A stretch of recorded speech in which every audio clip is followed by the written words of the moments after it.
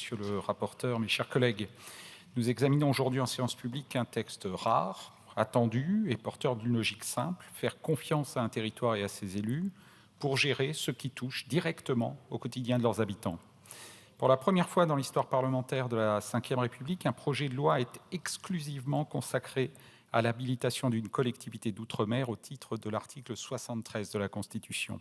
Les précédentes habilitations avaient toujours été accordées par voie d'article, insérées dans des textes plus larges. Ce choix du gouvernement d'y dédier un projet de loi à part entière est un signal politique fort, celui d'une volonté réelle de décentralisation et d'adaptation territorialisée de la gestion des ressources stratégiques. Ce texte concerne deux domaines vitaux pour la Martinique, l'énergie d'une part, l'eau et l'assainissement d'autre part. En ce qui concerne le volet énergétique, le constat est sévère, mais sans ambiguïté. La Martinique constitue une zone interconnectée, ce qui lui impose de nombreuses contraintes. Cette fragilité affecte les ressources de l'île et soumet ses habitants à une exposition permanente aux différents incidents qui peuvent toucher la Martinique. L'insularité, les conditions climatiques et les risques naturels obèrent l'efficacité des mesures engagées à l'échelle nationale. Depuis l'expiration de l'habilitation en 2021, l'Assemblée de Martinique ne peut juridiquement plus modifier ses propres règles.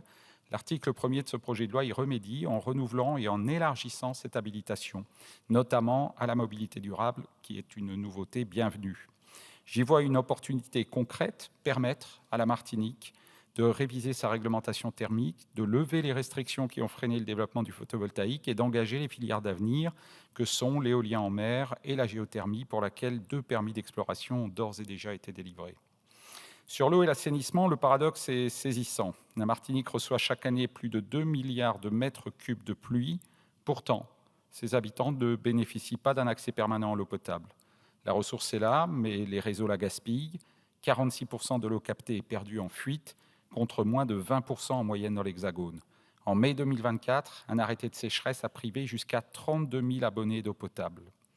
La raison de ce paradoxe est connue. La gestion est éclatée entre 3 communautés d'agglomération dont les périmètres ne correspondent pas au bassin versant.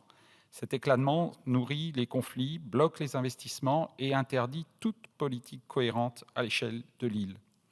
L'article 2 du présent texte habilite ainsi l'Assemblée de Martinique à créer une autorité unique de l'eau et de l'assainissement, une solution que tous les acteurs du territoire ont appelée de leur vœu et qui devra s'accompagner d'une trajectoire financière soutenable, d'une gouvernance véritablement partagée avec les intercommunalités et d'une exigence de résultats mesurables pour les usagers. Le groupe Ensemble pour la République votera en faveur de ce projet de loi constitutionnellement solide, politiquement transpartisan et dont l'objectif premier est d'apporter des réponses concrètes et attendues à des enjeux et difficultés depuis longtemps identifiés qui méritent une action collective, responsable et raisonnée. Je vous remercie. Merci, monsieur le député. Pour le groupe